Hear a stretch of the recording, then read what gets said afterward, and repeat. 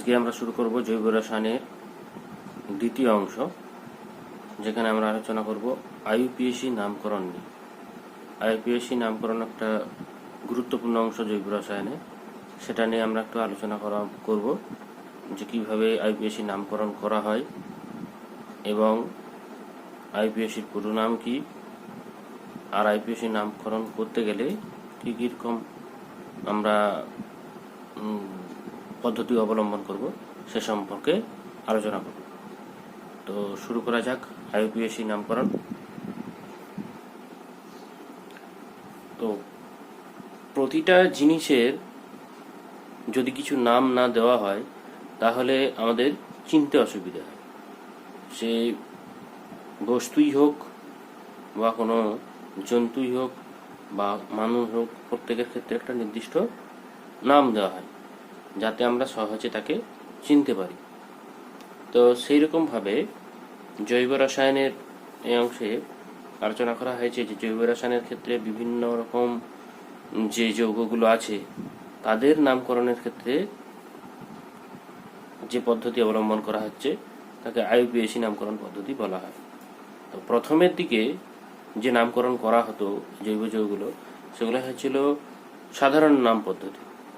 যেমন জলাশয়ের গ্যাস থেকে তৈরি যেটা মার্স গ্যাস, মিথেন নামকরণ করা হয়েছিল। মাখন থেকে বিউটেন তৈরি করা হয়েছিল, নামকরণ করা হয়েছিল। ফরমাইকা মানে পিঁপড়ের হুলে যে ফর্মিক অ্যাসিড থাকে সেটাকে ফরমাইকা বলা হতো, পরবর্তীকালে ওখান থেকে ফর্মিক অ্যাসিড নামকরণ করা হয়েছিল। তো এইভাবে এই নামকরণ করা হয়েছিল, কিন্তু বাস্তব ক্ষেত্রে দেখা গেছে যে এই নামকরণগুলো দিয়ে জৈব যৌগগুলোর গঠন সম্পর্কে কোনো ধারণা লাভ করা যায় না। মানে কটা কার্বন আছে, তাতে কোনো কার্যকরী মূলক আছে কিনা, এগুলো ধারণা লাভ করা যায় না। তো তার জন্য আমাদের বিশ্ব রসায়নবিদরা 1967 খ্রিস্টাব্দে একটি সংস্থা তৈরি করেন সারা বিশ্বের জন্য। সেই সংস্থাটার নাম হচ্ছে ওই IUPAC, international union of pure and applied chemistry.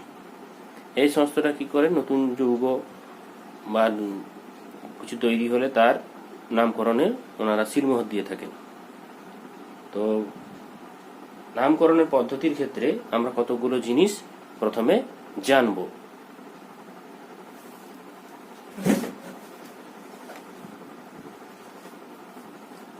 IUPAC নামকরণ পদ্ধতিতে তিনটি অংশ প্রথমে আমাদেরকে জানতে হবে।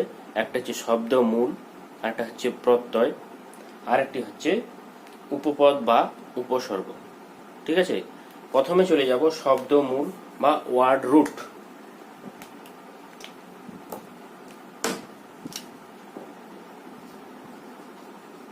শব্দ মূল বা ওয়ার্ড রুট। তো এখানে কি আলোচনা করা হয়? তো এখানে করা হচ্ছে কার্বন সংখ্যা কোন যৌগের মধ্যে কতগুলো আছে মূলত। তো সেই কার্বন সংখ্যা বা কার্বন শৃঙ্খলের মধ্যে কতগুলো কার্বন আছে, তো সেক্ষেত্রে কি করা হয়, যদি একটি কার্বন থাকে C1 তাহলে তাকে বলা হয় মিথ। যদি কার্বন দুটো থাকে তাকে বলা হয় ইথ। যদি কার্বন তিনটে থাকে সেক্ষেত্রে বলা হবে প্রোপ। আর কার্বন যদি চারটে থাকে তাহলে সেটাকে বলা হবে বিউট। তো এইবারে এই কার্বন শৃঙ্খলের মধ্যে কার্বন সংখ্যা নির্ণয় করে আমাদেরকে ধরে নিতে হবে যেটা সেটা মিথ, ইথ না প্রোপ না বিউট। এইটা হলো শব্দমূলের ধারণা। শব্দমূলের পরে আসছি আমরা প্রত্যয়। প্রত্যয় এটাকে বলা হয় সাফিক্স।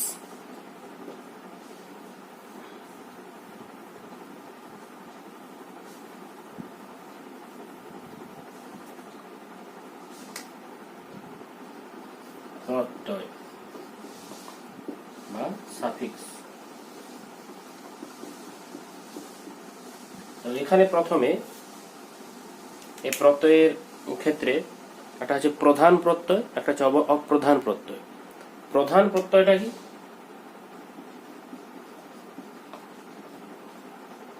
প্রধান প্রত্যয়, প্রধান প্রত্যয়টা কি না কার্বন শৃঙ্খলটা সম্পৃক্ত না অসম্পৃক্ত সেটা বোঝাবার জন্য এক্ষেত্রে এই প্রধান প্রত্যয়টা ব্যবহার করা হয়। কার্বন কার্বন শৃঙ্খলের মধ্যে যদি কার্বন কার্বনের মধ্যে বন্ধন একটা হয় তাহলে আমরা বলি এন, মানে অ্যালকেন। যদি দুটো বন্ধন থাকে কার্বন কার্বনের মধ্যে অ্যালকিন হয়, আর যদি তিনটে বন্ধন থাকে আইন হয় বা অ্যালকাইন হয়। তো সেই সম্পৃক্ত অসম্পৃক্ত বোঝাবার জন্য সেটা আমরা ব্যবহার করে থাকি প্রধান প্রত্যয়। সিঙ্গেল বন্ড হলে এন, ডাবল বন্ড হলে ইন, আর ট্রিপল বন্ড হলে আইন। বুঝতে পারলেন যে এইভাবে প্রধান প্রত্যয়গুলোকে উল্লেখ করা হয়। এবার আমরা পড়ব, যেমন আমরা এখানে একটা উদাহরণ দিই, যেমন হচ্ছে CH3CH3, এটাকে আমরা কি জানি ইথেন। আবার CH2 ডাবল বন্ড CH2, এটা কি জানি ইথিন বা ইথিলিন। আবার CH ট্রিপল বন্ড CH, এটাকে আমরা জানি ইথাইন।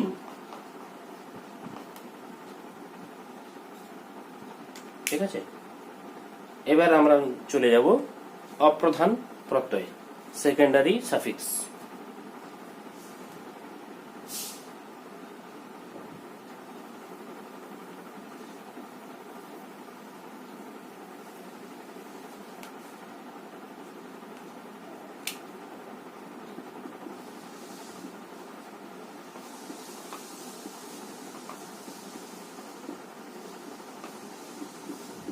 সেকেন্ডারি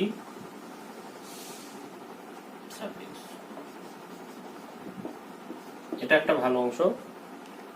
এই অংশটাতে আমরা দেখতে পাবো যে কার্যকরীমূলক কি আছে। যেমন অ্যালকোহলের ক্ষেত্রে ওএইচ থাকলে অল, অ্যালডিহাইডের ক্ষেত্রে সিএইচও থাকে তাদের ক্ষেত্রে অ্যাল, কার্বক্সিলিক অ্যাসিডের থাকে COOH থাকে তাদের ক্ষেত্রে লিখতে হবে ওইক অ্যাসিড। আবার কিটোনের ক্ষেত্রে C ডাবল বন্ড O থাকে তাদের ক্ষেত্রে লিখতে হবে ওন। এইগুলোকে বলা হচ্ছে অপ্রধান প্রত্যয় বা সেকেন্ডারি সাফিক্স। ওইচ থাকলে অল, যেমন CH2OH। আবার CHO থাকলে L, CH3CHO। আবার C ডাবল বন্ড O, কিটো থাকলে ওন, যেমন CH3COCH3। আবার COOH থাকলে ওইক অ্যাসিড।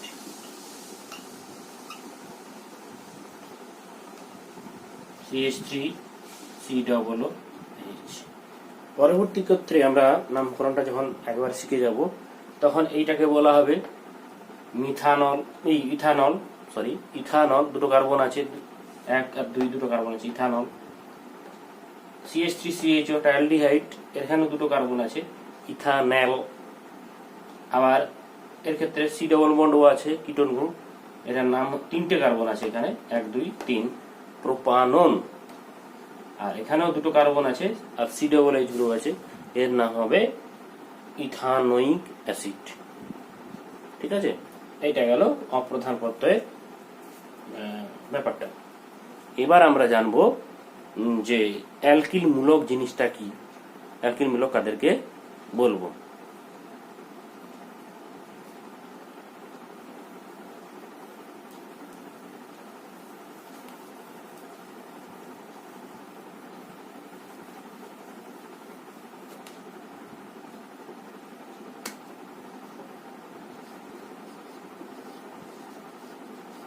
অ্যালকিল মূলক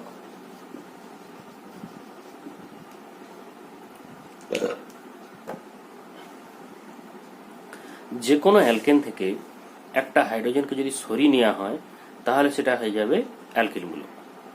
ঠিক আছে, যেমন CH4, এখান থেকে যদি একটা আমরা হাইড্রোজেন সরিয়ে নিই সে হয়ে যাবে CH3।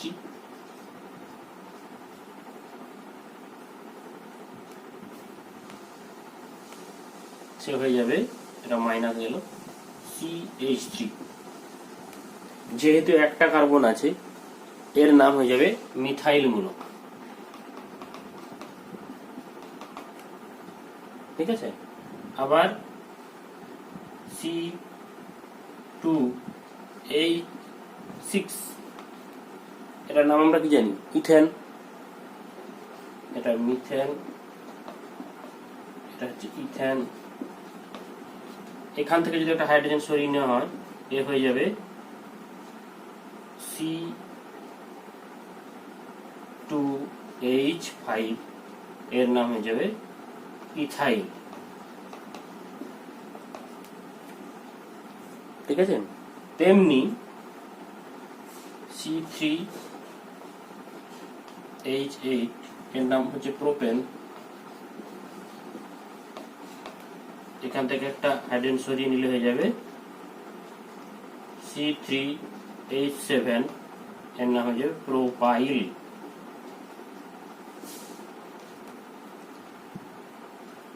এটা হয়ে যাবে প্রোপাইল। এই সবগুলোকে বলা হয় অ্যালকাইল মূলক। এটা মিথাইল, এটা ইথাইল, এটা প্রোপাইল, বিউটাইল, এরকম ভাবে। এই তাহলে আমরা জানলাম এগুলো হচ্ছে অ্যালকিল মূলক। আইপিএসি নামকরণের ক্ষেত্রে এটা কাজে লাগবে। এবার একটু আগে যেটা বললাম অ্যালকিল মূলক, তাদের ক্ষেত্রে ওই মানে অ্যালকেনের ক্ষেত্রে তাদের আইপিএসি নামগুলো কি কি ছিল, যেমন CH4, এর আইপিএসি নাম হচ্ছে মিথেন, কারণ একটা কার্বন আছে। C2H6, দুটো কার্বন আছে, এর আইপিএসি নাম হবে ইথেন। C3H8, এর নাম হবে প্রোপেন। এইবার এই প্রোপেনের ক্ষেত্রে প্রোপেনটাকে দুটো ভাবে সাজিয়ে আমরা লিখতে পারি। একটা লং চেনের প্রোপেন আর একটা হচ্ছে ব্রাঞ্চ চেনের প্রোপেন। সেক্ষেত্রে কি কি অ্যালকাইল মূলক হতে পারে এই প্রোপেনের ক্ষেত্রে? যদি আমরা এরকম ভাবে লিখি CH2 CH2 CH3, তাহলে এইটাকে আমরা বলবো প্রোপাইল গ্রুপ। আবার যদি এটাকে বলবো প্রোপাইল গ্রুপ বা প্রোপাইল মূলক। আবার এটাকে যদি এরকম ভাবে লেখা হয় CH3 CH3 CH, এইটার ক্ষেত্রে বলা হবে এটাকে isopropyl group. Isopropyl group, isopropyl group. দেখে নাও কেমন করে লেখা হয়েছে, CH উপরে CH3, এটা CH3, শুধু এটাকে একটু এলোমেলো করে লিখে দেওয়া হয়েছে। ঠিক আছে, এবারে আরো কিছু সরল যৌগের নামকরণ দেখাবো।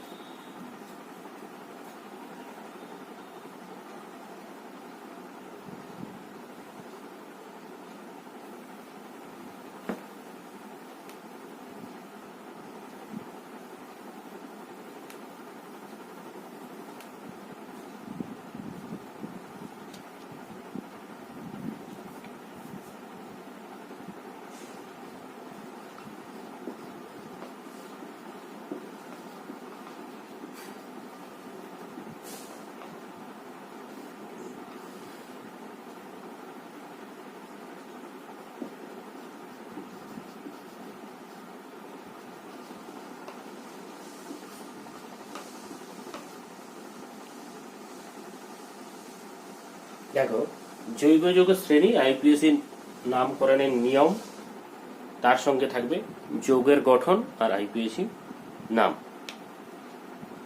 তো আমরা প্রথমে চলে যাব অ্যালকিনের ক্ষেত্রে। অ্যালকিন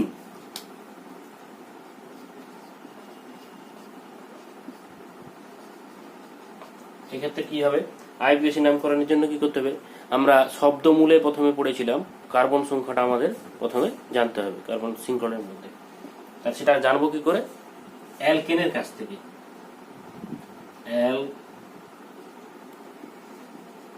অ্যালকেন মানে মূল যে চেনটা, alkane N plus in, N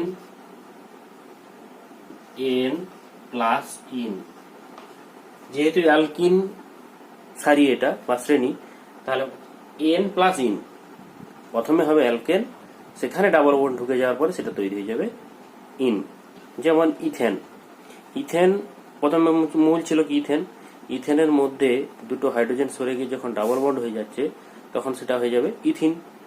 আবার যদি হাইড্রোজেন সরে গিয়ে ট্রিপল বন্ড হয়ে যাবে তখন সেটা হবে ইথাইন। হ্যাঁ, তো এন প্লাস ইন মিলে তৈরি হচ্ছে অ্যালকিন। অ্যালকিন তাহলে এদের গঠনটা কেমন হবে, গঠনটা একটা উদাহরণ দিচ্ছি, CH2 ডাবল বন্ড CH2, আরেকটা হচ্ছে CH3 CH double bond CH2। প্রথমেরটা হচ্ছে ইথিলিন, তারপরটা হচ্ছে প্রোপিলিন বা প্রোপিন। ইথিন বা প্রোপিন হচ্ছে ওদের আইইউপিএসি নাম। ইথিন হচ্ছে এর আইইউপিএসি নাম, প্রোপিন হচ্ছে এর আইইউপিএসি নাম। ঠিক আছে, CH3 CH double bond CH2, এটা হচ্ছে CH2 ডাবল বন্ড CH2, যেহেতু দুটো কার্বনের মধ্যে ডাবল বন্ড আছে এটা অসম্পৃক্ত।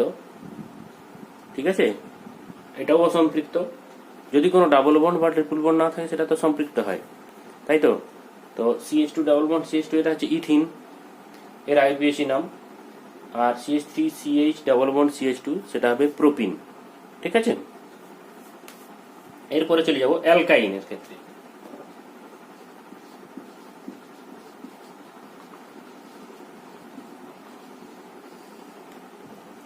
অ্যালকাইনের ক্ষেত্রে কি হবে, অ্যালকেন মানে সে আগের মতো এন প্লাস আইন দুটো মিলে হবে অ্যালকাইন। অ্যালকেন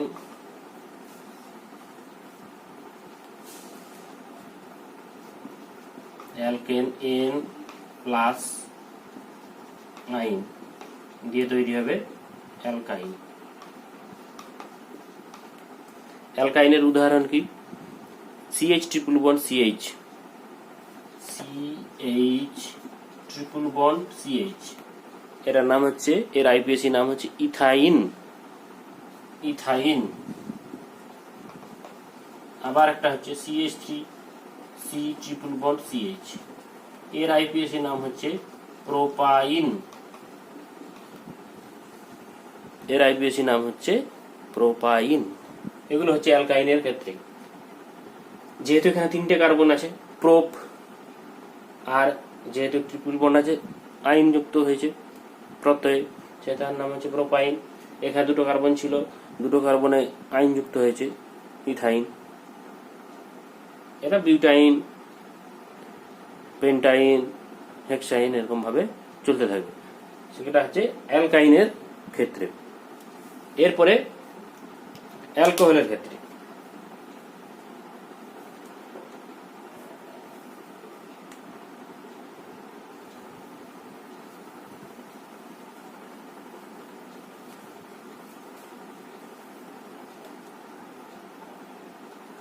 এরপরে পড়বো অ্যালকোহলের ক্ষেত্রে।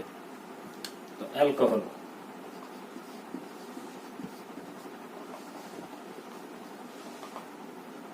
অ্যালকোহলের ক্ষেত্রে কি, অ্যালকেন এন প্লাস ই, ই প্লাস অল,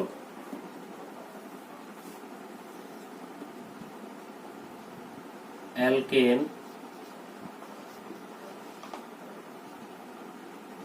ই প্লাস অল মিলে তৈরি হবে অ্যালকানল।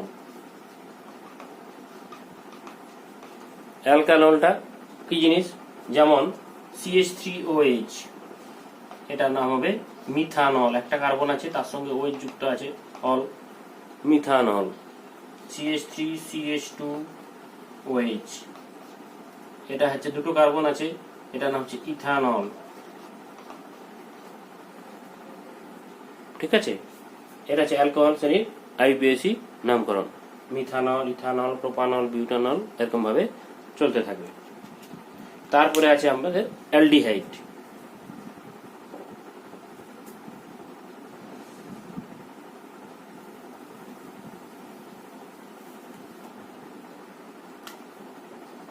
অ্যালডিহাইড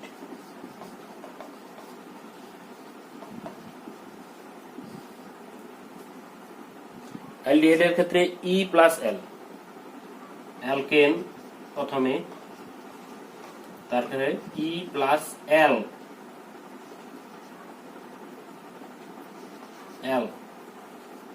L মানে হচ্ছে অ্যালকানেল, অ্যালকানেল। যেমন একটা কার্বন যুক্ত HCHO, ফর্মালডিহাইড, এমনি সাধারণ নাম, আইপিএসি নাম হচ্ছে মিথানেল। CH3CHO, এটার নাম হচ্ছে ইথানেল। এগুলোর আইপিএসি নাম। ইথানেল, মিথানেল, প্রোপানেল, বিউটানেল, এগুলো হচ্ছে অ্যালডিহাইডের ক্ষেত্রে নামকরণ। তারপরে চলে যাব কিটোন।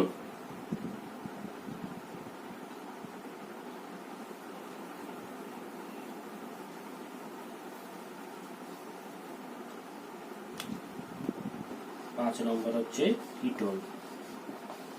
কিটোনের ক্ষেত্রে আমরা গ্রুপ দেখেছি, C+O, যেটা এর ক্ষেত্রে কি হবে, অ্যালকেন,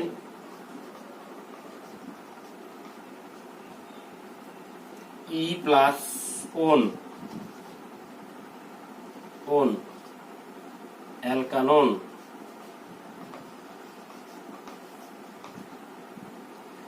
এর শুরুর যৌগটাই হবে তিনটে কার্বন দিয়ে মিনিমাম।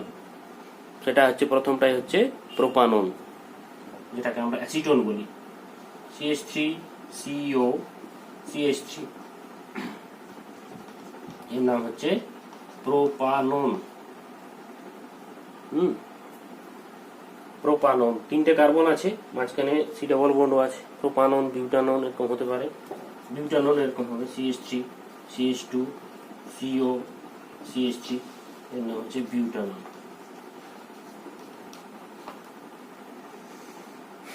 এখানে চারটে কার্বন আছে, তার সঙ্গে ওন যুক্ত হয়েছে, এটা হয়ে গেছে বিউটানন। এটা হলো কিটোন শ্রেণীর নামকরণ। এরপরে চলে যাব কার্বক্সিলিক অ্যাসিড। 6 নম্বরে কার্বক্সিলিক অ্যাসিড।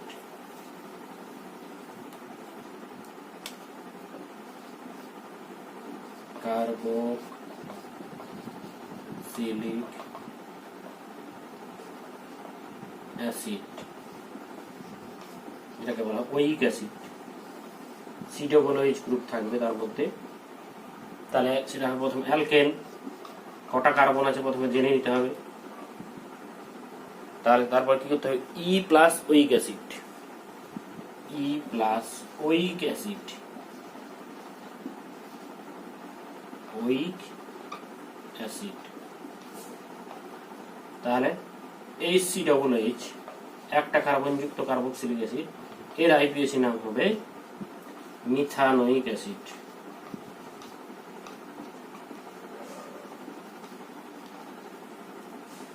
CH3COOH, যেটা সাধারণ নাম অ্যাসিটিক অ্যাসিড বা ভিনিগার, এটার আইপিএসি নাম হবে ইথানোয়িক অ্যাসিড।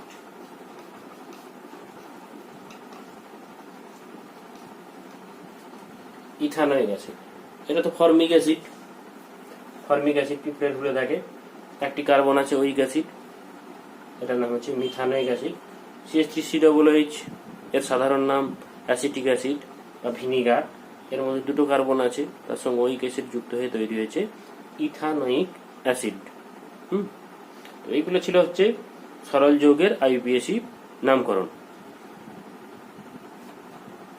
এবারে কিছু দু একটা অন্যরকম নামকরণ জেনে নেব। এখানে দেখো একটা লিখেছি CH3 CH CH3, এখানে একটা OH নেমে গেছে, মানে এটা অ্যালকোহল। আচ্ছা, এর মধ্যে কটা কার্বন আছে? 1 2 3টে কার্বন আছে। কোনো ডাবল বন্ড আছে? নেই, সবগুলো সিঙ্গেল বন্ড আছে। তাহলে প্রথমে আমাদের মূল শব্দমূল কি হবে? প্রোপ, তারপরে অল যুক্ত হবে। কিন্তু এখানে অল যুক্তটা কখন হবে? এখানে ওইটা দেখো মাঝখানের কার্বন আছে, ঠিক আছে? যেহেতু মাঝখানের কার্বনের সঙ্গে ওই যুক্ত আছে, এটাকে আইপিএসি নামকরণ করা হয় 2 প্রোপানল অথবা আইসোপ্রোপানল, ঠিক আছে? এর আইপিএসি নাম হচ্ছে 2 প্রোপানল বা আইসোপ্রোপানল।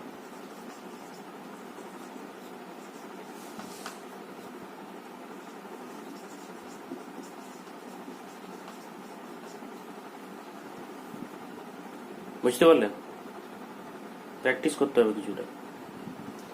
CH3 CH2 COOH, এটা একটা কার্বক্সিলিক অ্যাসিড দেখেই বোঝা যাচ্ছে। কটা কার্বন আছে? 1 2 3। এর মধ্যে কোনো ডাবল বন্ড বা অন্য কোনো কার্যকরীমূলক আছে? নেই, আর সবগুলো সিঙ্গেল বন্ডে যুক্ত আছে। তাহলে প্রথমে শব্দমূল কি হবে? প্রোপ, তার সঙ্গে ওইক অ্যাসিড দিয়ে মিলে তৈরি হবে আইপিএসি নাম প্রোপানোয়িক অ্যাসিড। Propanoic acid.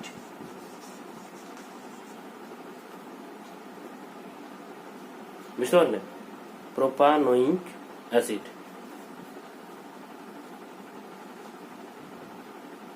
আর দু একটা উদাহরণ দেখে নি। আচ্ছা, এটাকে প্রোপান 2 বলে। প্রোপান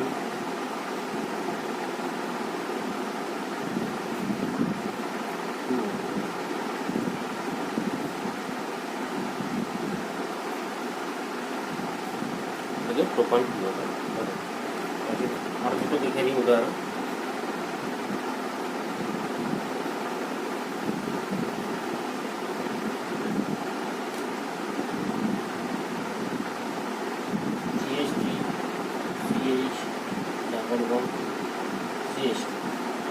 কটা কার্বন আছে? 3টে কার্বন আছে। এইখানে ডাবল বন্ড আছে। মূল চেনটা হবে 3টে কার্বনের গ্রুপ, তার সঙ্গে ইন যুক্ত হয়েছে। তাহলে নাম্বারিং একটা করে দেবো 1 2 3। যেদিক থেকে নাম্বারিং করবো সেদিক থেকে যেন ডাবল বন্ডটা কম নাম্বার হয়, এদিক থেকে নাম্বারিং করা হয়েছে। এখানে নামবে প্রো 1 ইন, প্রো 1, ঠিক আছে? এটার নাম হবে প্রো 1 ইন। আবার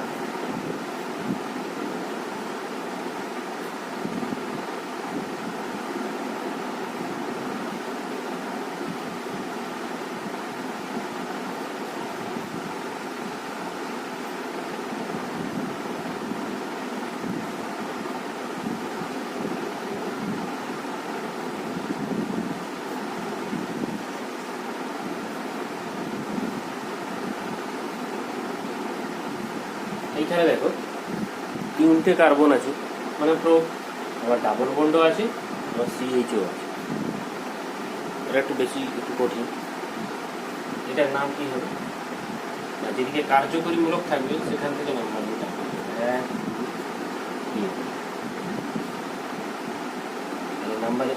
নামটা কি হবে?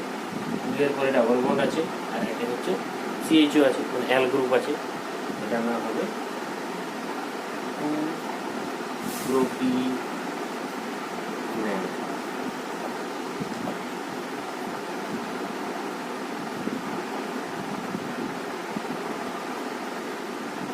ঠিক আছে? তাহলে আজকে এই পর্যন্তই আইপিএসি নামকরণ। বাড়িতে তোমরা প্র্যাকটিস করবে, পরের দিন বাকি অংশটা হবে, ঠিক আছে?